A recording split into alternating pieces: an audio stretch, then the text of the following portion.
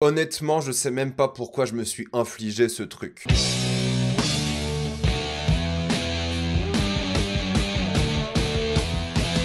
You, saison 5. Comme d'habitude, jusqu'à la minute indiquée dans le titre de la vidéo, il n'y aura que des spoilers, donc là vous êtes tranquille, après on va tout spoiler, et je vais pas vous refaire un synopsis de ce qu'est You, parce que vous connaissez, je pense, à ce stade, si vous êtes là, c'est la 5e et dernière saison, et honnêtement, je pense que je fais cette vidéo uniquement parce que j'ai fait les critiques de toutes les saisons, je voulais voir comment cette saison allait s'achever, et j'espère juste que ça va faire un peu de vue, un petit peu, je vais même mettre un partenariat dessus, why not, en espérant acheter Cyber Goes the Pen, juste parce que je me suis infligé 10 heures de cette série. Non mais quelle torture, c'est pas possible. Mais il faut en parler et prochaine fois, je fais plus ça. Je fais plus ça. Je vous jure, je ferai plus ça. C'est fini, les séries comme ça. Je suis un adulte, je peux plus me taper ce genre de truc. Donc on va en parler. Faut savoir que You à la base, moi en théorie j'aimais bien au tout début. J'ai regardé les 4 saisons, je les ai toutes critiquées. C'est aussi pour ça vraiment que je fais cette vidéo. C'est pour voilà finir cette saga de critiques sur la série. Et c'est pas la nostalgie que je ressens par rapport à You aujourd'hui, c'est un peu la colère, c'est un peu la haine. C'est une série qui a perdu en énergie il y a très très longtemps. Hein. Pour le coup, après le départ de Love, la série s'est vraiment cassé la gueule. Et là on a le droit à 10 épisodes. Et oui, tous sortis hier de 45 minutes minimum, parfois même plus. Et on y est, voilà. Il fallait que je critique cette série parce que voilà, il faut en parler. C'est comme ça, c'est des choses assez dramatiques de ce point de vue-là en termes de temps perdu. Vous allez vite comprendre, mais grosso modo, ce qui était bien dans You à la base, rappelez-vous, c'est qu'en fait, on s'identifie à ce personnage-là. Non pas qu'on est tous des psychopathes, fous furieux et tout, mais en fait, il y avait des petits moments, des petites névroses qu'on comprenait. Et on s'identifiait à ces petits moments de peut-être un peu de stalking, parce qu'on le fait pas forcément, mais peut-être on a une partie de nous qui le voulait. Donc il y a ce côté où on s'identifiait à des choses horribles, mais ça qui était divertissant, c'est voir quelqu'un pousser à bout un peu ses mauvais fantasmes. Vous savez, cette voix dans votre tête que vous devez pas écouter. Et c'était un peu ça, You, et c'était la personnification de ce mec-là qui donc faisait ces choses-là qu'on ne peut pas faire nous. Et c'est ça qui était divertissant. Il y avait un côté un peu sincère et honnête par rapport à lui. Mais là, depuis qu'il est en mode riche, style American Psycho avec sa copine, bah c'est complètement déconnecté. Hein. On peut plus du tout s'identifier à qui il est, ce qu'il représente depuis un moment déjà d'ailleurs. Donc voilà, on voit la série d'un point de vue qui est beaucoup moins intéressant. Et il y a un parallèle qui est dressé entre lui qui tue réellement des gens et du coup sa femme dans cette saison-là qui elle tue de manière on va dire légale des gens parce que c'est une riche et des choses comme ça. Du coup on va plus passer de temps sur l'intégration de Joe Goldberg dans la famille de cette femme avec les différents personnages, sa famille proche, le business derrière tout ça. On va vraiment rentrer dans ça, la politique familiale, on dirait vraiment succession du pauvre, les névroses de tous ces personnages-là aussi et les envies de Joe qui restent là. Vous savez, les meurtres, l'obsession amoureuse et ces choses-là, parce qu'il est jamais satisfait avec la femme avec laquelle il vit. Donc, on va revoir un peu toutes ces choses qu'on connaît de Joe. Vous savez, les réseaux sociaux, comment il va stalker, l'addiction, comment il va rentrer dans la tête des gens, comment il va tuer des gens, comment il va les analyser. Des choses qu'on aime bien, mais qu'on a déjà vu, un milliard de fois. Il n'y a rien de nouveau par rapport à ça. On va juste découvrir ce mec qui sera même pas forcément, je trouve, développé de manière intéressante, parce que c'est pas le but de l'histoire. Ça n'a jamais été Joe, en réalité, le cœur de la série. Ça a été ses névroses et ce qu'il fait et pourquoi et comment on peut réellement s'identifier à ça. Là, la série part dans le délire ultra répétitif qu'on a vu trop de fois pour le coup. Et le vrai souci, c'est qu'il y a 10 épisodes, ils n'ont pas réussi à se concentrer sur un truc. C'est-à-dire que c'est ta dernière saison et ils se sont dit, ok, on va tout faire. Il y a tellement d'intrigues, il y a tellement de nouveaux personnages, c'est vraiment indigeste, je trouve. Je sais pas comment on peut apprécier le nombre d'intrigues, le nombre de personnages, le nombre de choses qui se passent. La série n'a pas une seule direction, en tout cas pas dans cette saison-là. Il lance plein d'intrigues, tu dis, ok, ça va dans cette direction-là, puis il change de direction, puis il rechange de direction, tu te dis, mais attends, qu'est-ce que je regarde, qu'est-ce qui se passe? Et c'est ça qui est dramatique, c'est que c'est à la fois hyper rushé dans certaines intrigues qui auraient pu être intéressantes, parfois ça va hyper vite sur certains événements qui auraient pu être bien, et il y a des trucs, il y a des intrigues, des moments où ça traîne tellement en longueur, tu dis, c'est horrible, c'est long, ça sert à rien, tu perds ton temps, tu te demandes vraiment pourquoi tu regardes ces 10 épisodes de cette série, je sais pas, c'est peut-être un syndrome de Stockholm, mais tu regardes, tu finis, et il y a des choses qui sont vraiment tellement ridicule, tellement stupide, tellement bête, tu te dis mais qu'est-ce que je fous là quoi, réellement.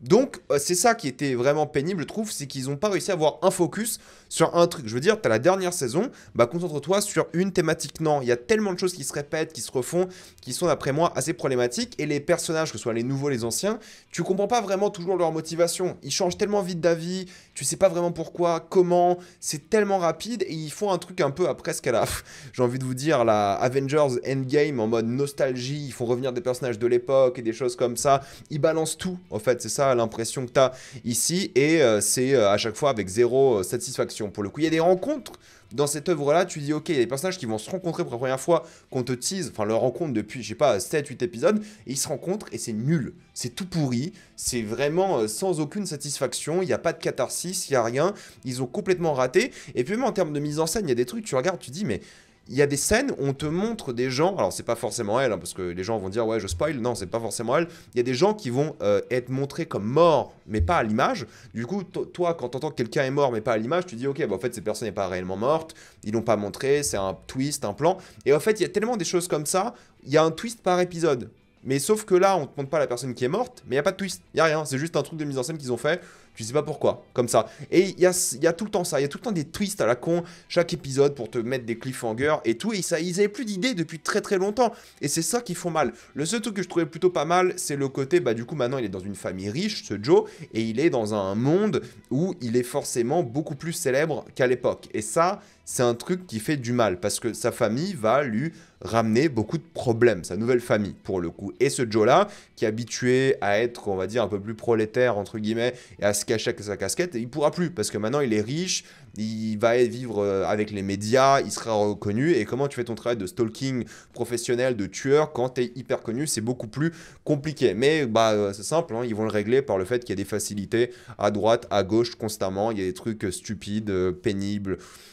On te prend pour un con en fait. Et c'est vraiment le genre de série Netflix. Encore au début, il y avait un truc un peu honnête, sincère, mais là tu le vois. Hein, de toute façon, l'acteur principal, Penn Badley, l'a dit, hein, il voulait plus faire You depuis un moment. Il a fait juste parce que voilà, par politesse pour voilà, les gens qui bossent dessus, pour continuer à avoir des saisons. Il a été bien payé. Mais on voit que le cœur n'y est plus depuis quelques saisons déjà. Il n'y a plus rien, il n'y a plus aucune envie de continuer. Et ils l'ont fait. Il y a un truc qui m'a aussi énervé pour montrer à quel point cette série a été écrite par, j'ai pas envie de dire par IA, mais par un yes man comme pas possible.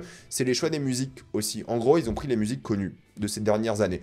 Ozzy, hein, que j'adore, hein, ou Ozzy, peu importe, Olivia Rodrigo, Taylor Swift, Chappell Roan. Il y a beaucoup de Chappell Roan en ce moment dans les séries généralement de merde, hein, disons les choses. Pourtant, j'adore Chappell Roan. Mais voilà, on est dans des musiques, des choix d'IA. Je pense que Netflix ont mis un algorithme, ils ont dit ok, c'est quoi la chanson qui cartonne. Ok, c'est quoi le sujet sociétal qui cartonne. Ok, on met ça dans You.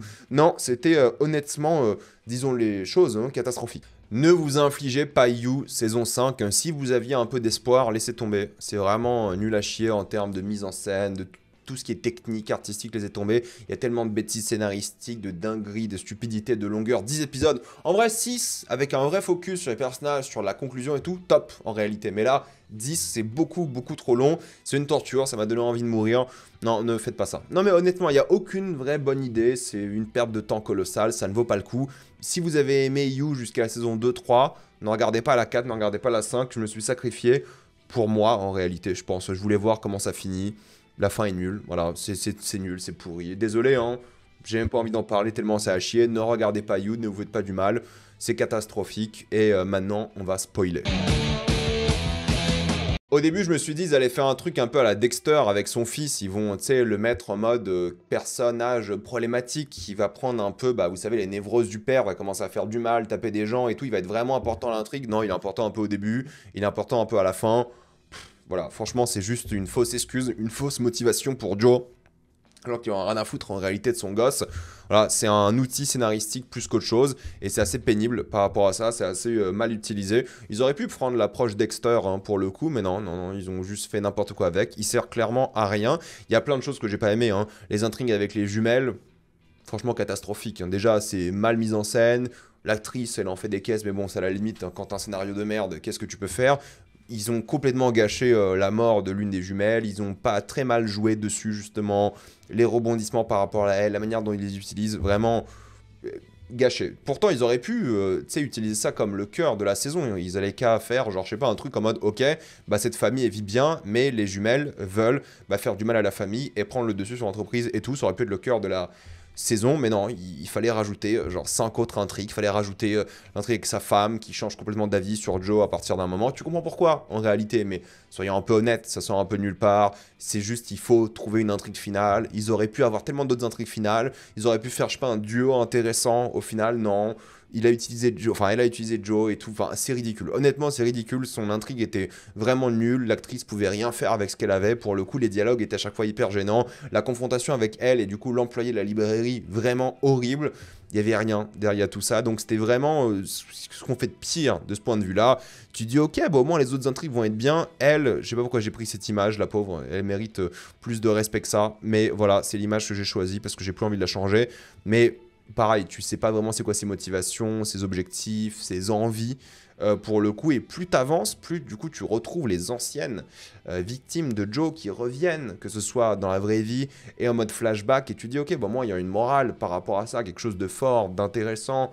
Tu sais, la thématique des démons qui hantent Joe, mais Joe il est pas hanté par ces démons, Joe il s'en branle en réalité, encore si c'était symbolique, ok, mais non là c'est littéralement elle qui va le revenir et s'occuper de Joe, et c'est une sorte de Avengers Endgame de merde, en fait, tout simplement, une sorte de nostalgie à bait presque, une sorte de conclusion. On a mis toutes les intrigues ensemble, vous allez voir, c'est bien et tout. Non, c'est nul et tout est gâché par rapport à ça. Bon, ils ont ramené l'actrice de Beck, super, aucun intérêt. Et oui, pour le coup, elle, je trouve que c'est un des pires personnages de la saison. Entre les changements d'avis, tu lui dis ok mais en fait c'est Joe qui la manipule, du coup elle change d'avis, mais en fait elle a un plan depuis le début, c'est manipuler Joe. C'est parmi les nombreux twists parce qu'il n'y avait pas assez de twists pour le coup. Pourtant c'était intéressant de dire que Joe à la base, bah voilà, à chaque fois qu'il a une famille, il cherche quelqu'un d'autre. Ça aurait pu être une nouvelle victime, mais en fait non, c'est Joe la victime, c'est lui-même qui le dit, il se fait 4 fiches par elle, et tu dis mais c'est nul. Encore, si elle était plus droite au but, et moins, entre guillemets, faussement complexe, parce qu'elle n'est pas du tout complexe, ça aurait pu être intéressant, quelque chose peut-être de fascinant derrière, entre guillemets, fascinant. Non, c'est très très mauvais, je trouve que c'est un des personnages les moins bien écrits, les moins consistants, les plus pénibles à suivre, et t'es limite du côté de Joe, tu te dis, bah t'as qu'à la tuer, qu'on passe à autre chose, et puis basta. Et puis Joe en prison, ouais, c'était prévisible. Encore une fois, Joe en prison, ils sont en mode, ouais, la solitude et tout. Bon, le mec va pouvoir lire toute sa vie, il reçoit du courrier des fans sur lequel il va se branler. Waouh, la vie de merde pour Joe. Bon, voilà, horrible, horrible, hein, n'est-ce pas? Et puis le passage avec la clé dans son bras et tout, ils avaient plus d'idées. Honnêtement, ils avaient plus d'idées. Et finir cette série avec Creep de Radiohead, je trouve que c'est vraiment honteux. C'est un manque de respect à Radiohead. Zéro subtilité, encore une fois. En plus, c'est même pas la version officielle, c'est une version qu'ils ont manipulée. C'est nul. Franchement, ne perdez pas votre temps. Il a bien fait de finir en prison. J'aurais aimé qu'ils survivent, et enfin survivent, qu'ils s'en sortent juste parce que elle était hyper chiante, juste ça. Mais en réalité, on savait tous qu'elle allait finir comme ça. Mais s'ils avaient un peu le balls, il aurait fait survivre, vivre autre chose et recommencer le cycle de l'infini. Ça aurait été une fin intéressante. Mais non, en fait, bon, bref. J'arrête parce qu'en fait, tout le monde s'en fout, c'est de la merde. Perdez pas votre temps avec ça, c'est catastrophique. Et je vais m'arrêter là. Dites-moi ce que vous en avez pensé. Si vous l'avez regardé, si vous vous êtes infligé ça. Pourquoi vous vous infligerez ça? Non, arrêtez, ne faites pas ça, ok? Ne regardez pas ça. Voilà, je m'arrête là. Dites-moi ce que vous en avez pensé. Pensez à vous abonner à la chaîne pour voir les prochaines vidéos. Mettez un j'aime, ça aide beaucoup la chaîne. Suivez-moi sur tous mes réseaux pour plus de contenu court comme TikTok, Reel ou des lives sur Twitch. Et moi, je vous dis à la prochaine fois. Salut à tous.